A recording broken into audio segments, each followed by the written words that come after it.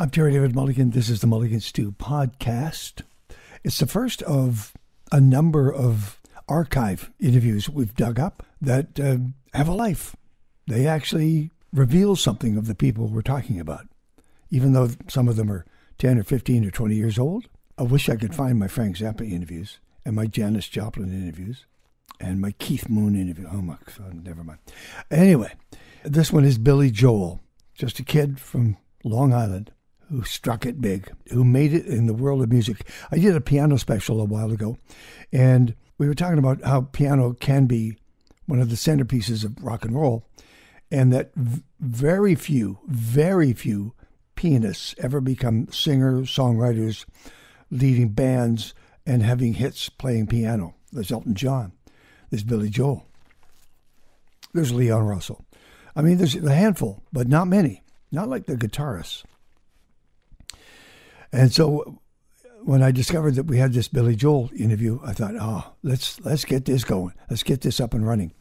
Let me take you to, I must have interviewed Billy before because we were familiar with one another. I just can't remember the first one. Billy Joel, of course, is in the Songwriters Hall of Fame, the Rock and Roll Hall of Fame, Kennedy Center Honors, plays Madison Square Garden a week or two or three at a time, depending on how many people are lined up outside. And he continues to tour the world. And a true singer, songwriter, balladeer, almost like in the sense of Burt Bacharach, just doing it all and moving around, doing different forms. But he still comes back to rock and roll as always. Now, time-wise, I'm thinking after listening to the interview that this was around, I think it was Stormfront, 1988, produced by Mick Jones from Foreigner. We Didn't Start the Fire, I Go to Extremes, and So It Goes. The Downeaster Alexa got nominated for 5 Grammy Awards. Now, he's been nominated 25 times. He's won 5, but didn't win for this album. He was influenced by Peter Gabriel's Sledgehammer. One of the songs, Shameless, was covered by Garth Brooks, and it became a #1 country hit. At the time, he was still married to Christy Brinkley, had some serious management problems, but he was on the road and talking to me in Vancouver. One of the things I like in this interview that is timeless is Billy talks about songwriting, which is a very personal thing for some songwriters. And he talks about how he dreams many of these songs. Some of them he forgets, some he remembers. He talks about that. The interesting thing is that the next album was called River of Dreams, which is what it was. Here's a conversation, 1988, 1989, somewhere in there. Billy Joel in Vancouver. One of the first of several archive interviews we're going to reveal for one of the first of several archive interviews that we're going to present on the Mulligan Stew podcast. We found one on Los Lobos, found Sarah McLachlan, who's next week. I think we found some new David Bowie. And we have a very, very special interview for the 200th episode, which is coming up in a couple of weeks. I won't tell you who it is yet. I will when we get close, I promise. We're just working on it now. We don't even know about it. I mean, you have come through here before, you've played here before. Mm-hmm. Did you make sort of a mental note of the surroundings? Or? I remember the first time I played here. I played at UBC I was opening up for the Beach Boys, and I'd never been to this part of the continent. And I said, where the heck am I? This is incredible. And we had been on tour with the Beach Boys, I don't know, 2 years, and we were kind of stealing the show after a while. Because Beach Boys, some nights are great, some nights they were tired. That particular night we were like on, and everything just clicked. And I said, this is a great place. And every time we came back here, I would always make sure that we had at least a day or two off in Vancouver every time we come to this town. And I just love it. I come back and I rave to people. It's this place called Vancouver. You never hear about it in New York. It's like real low key. Up until recently when they started doing all this TV and movie production stuff. And even, when I got married to Christy, I said, you got to go to this town, Vancouver, with me. You got to go, yeah, sure, Vancouver, yeah, right. I mean, and I'd been through here on the road since we'd been together. I said, come on up to Vancouver, I'm going to play Vancouver. No, I can't, I got to do this, I got to do that. Then she sees this movie, Cousins, I think it was, with Ted Danson, which was filmed in BC. Yeah. And she's looking at the movie, she's going, oh, where's that? It's beautiful. I said, British Columbia. She goes, oh, that's where Vancouver is. Yeah, that's what I've been telling you about. Oh, we got to go. Let's move there, you know. So, unfortunately, I'm packing. She's packing our apartment right now. I'm moving. Sting bought my apartment. Thank you, Sting. In Manhattan, and he's moving in, and we're going to move out. So she's there doing all the inventory and stuff. And she was originally going to come, but we may come back. Yeah. And hopefully she'll come. You know, in 2 weeks or so, when we come back. What is it? Is it good for the heart? Good for the soul? It's good for the soul. It's good for the mind. It's good for the heart. It's good for the eyes. I mean, the scenery's beautiful. The air smells good. The architecture is nice. The people are great. There's great food. You can get out of town real easy. You can be in town if you want. It's just it's a different kind of place. It's its own thing. I sound like a city booster here. I love this city. And you know, I've gone to cities and people go, well, what do you think of our town? Now, part of me is going, what do you think I'm going to say? I hate it, you know? And of course I'm going to say, oh yeah, it's nice here. But I've been to places that I didn't like, and I said, oh, it's great, you know, just so that I didn't hurt anybody's feelings. But I love it here. If everybody starts coming here, then it won't be Vancouver anymore. Huh? We can't keep people out. Hey, that's your problem. Yeah, I know. No, I mean, I've said at the end of concerts, hey, don't let them screw this city up. You know, you got a great thing here. Don't let them mess it up. You know, I wouldn't want to be one of those transients, show business transients who shows up and, you know, hey, live part of the time. And when I live somewhere, I'm going to live somewhere. Right now, I live on the East End of Long Island, near the ocean, because I'm an ocean guy. I'm a fisherman and all that stuff. But this, I was saying before, this is my idea. We're thinking about, you know, U2 rents a castle to record. Okay. Julian Lennon leases a chateau to record. The Stones go to Montserrat. Everybody does all this rock star stuff when they're recording. And I was recording in New York, you know. It's like a factory. Here's the studio, got material, okay, let's go in, okay, play the record, okay, fine, done. And I said, why don't we do something different? And first it was Paris, that came up, and then Barbados came. I said, I want to go to Vancouver. Everybody's looking at me like, where? I said, Vancouver. Why? Why do you want to go to Vancouver? I said, I like it there. I want to get out of New York. I want to go to Vancouver. And then I got here, everybody was like giving me five. Hey, good move, all right, this is a good move. Now I feel like, ha ha ha, you know, I told you. Now the studios are jammed. We got Aerosmith and all this stuff, so you ended up at Brian's place.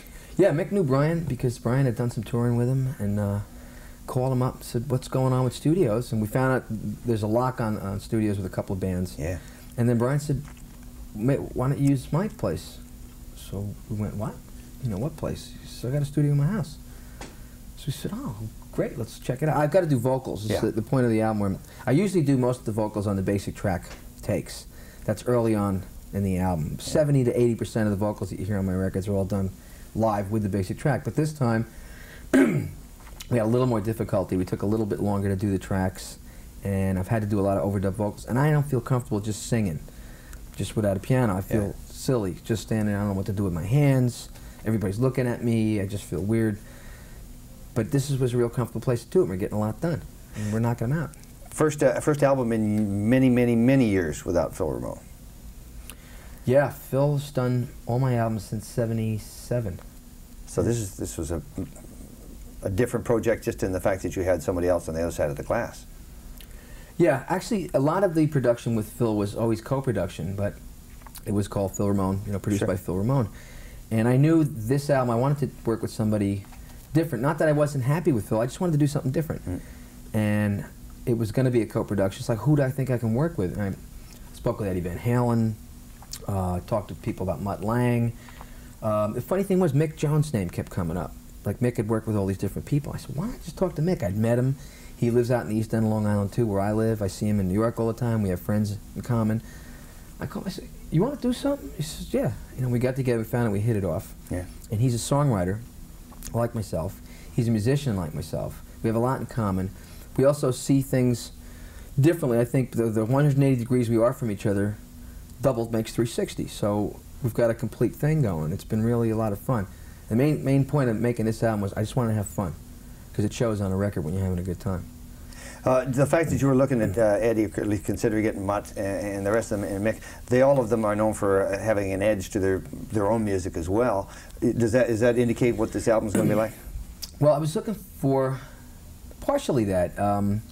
I've always gone at albums from a band approach. I always like having feeling like I'm a band, and I'm with other musicians. We're a band when we go in. I just happen to sing and write the songs.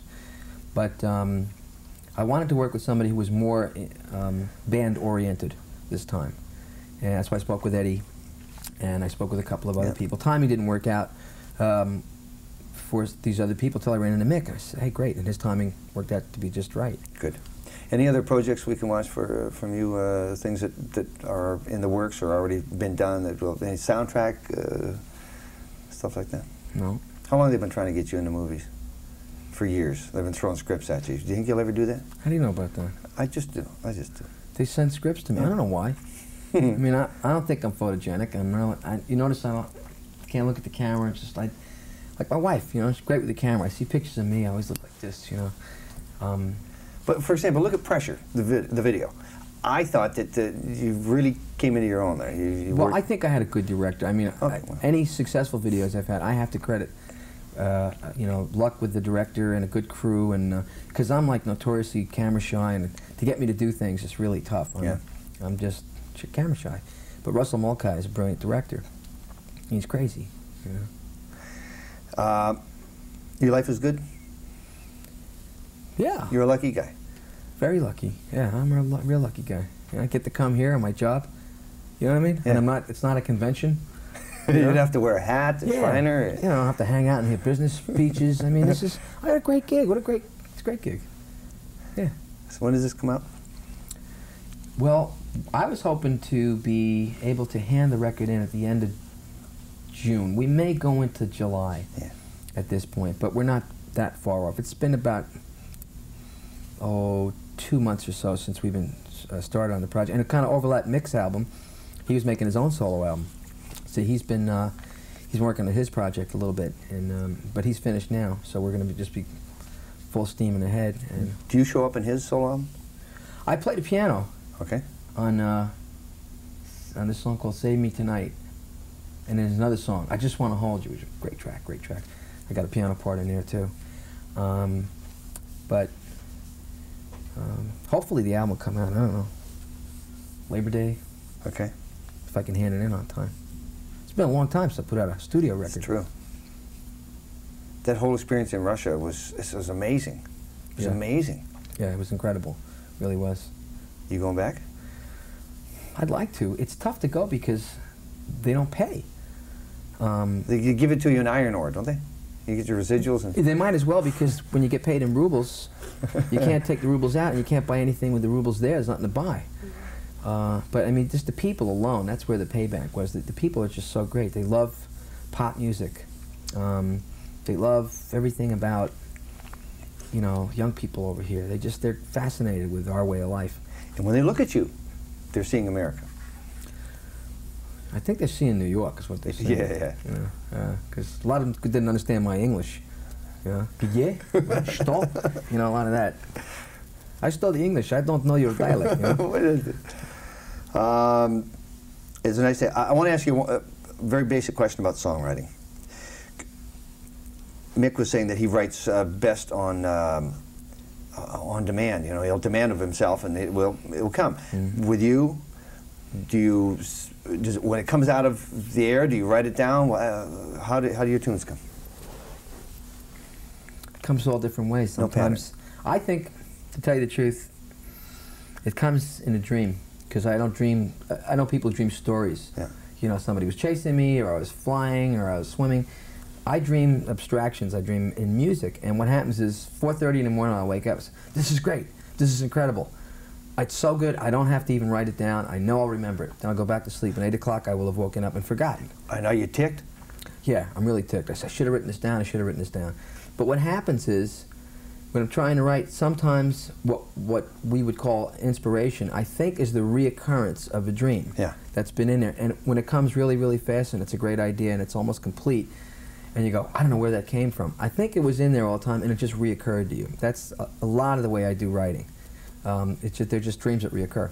And trust in yourself to somehow it will come out. Yeah, I don't mean the lyrics are there. I mean musically and rhythmically and sound-wise. Yeah. You know, part of the sonic part of it is there. Lyrically, I got to sit down and you know, pound it out. I'm not a message guy. Well, in fact, you are a message guy. You know what?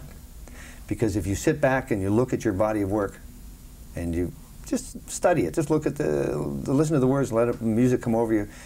You reveal a lot about yourself over the course of your work. And you can't help it not. Well, you could do that. I can't really sit there and analyze my own stuff. Too close? I'm able to. You know, when I'm working on a particular project, then I'm into it, you know, hammer and tongs.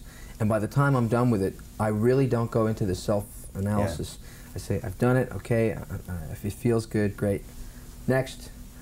And I don't spend a lot of time thinking about me. Everybody else does. Okay. Okay, there's one final question. We got to deal with this. It's a hard subject. It's a very difficult subject, but we got to deal with it. Chicago Cubs. The Cubs. They're going to win the whole thing. It won't be the Mets. It won't be the Yanks. Is that correct? Oh, I need it. Come on, from New York. What are you kidding me? No, the Mets are going to do it. Who will they play in the series? Too soon to tell you the truth. It'd be the Jays, right? That'd be nice. I'd like to see an intercontinental series. Sure. Definitely. That'd be great. But it will be the Mets. I'm going to say the Mets. I mean, I was hoping the Yankees would come through, too. They stink this year. Who knew? But we'll see. Thanks a ton. Days when I go fishing, I mean, it's like I got to just throw myself into it completely. And after a day of fishing, I don't want to go sing. I'll be screaming my head off on the boat. I won't have any voice left. No, that's true. So next time we come back, I think I'm going to try to do it. And, you know, I take a day and just, okay, that's fish day. The first of several archive interviews that we're going to present on the Mulligan Stew podcast. We found one on Los Lobos, found Sarah McLachlan, who's next week. I think we found some new David Bowie. And we have a very, very special interview for the 200th episode, which is coming up in a couple of weeks. I won't tell you who it is yet. I will when we get close, I promise. We're just working on it now. As always, please consider subscribing to the Mulligan Stew podcast on Spotify, Google Play, Apple Podcasts, and then it comes to you each and every week. The audio version of Valet Parking.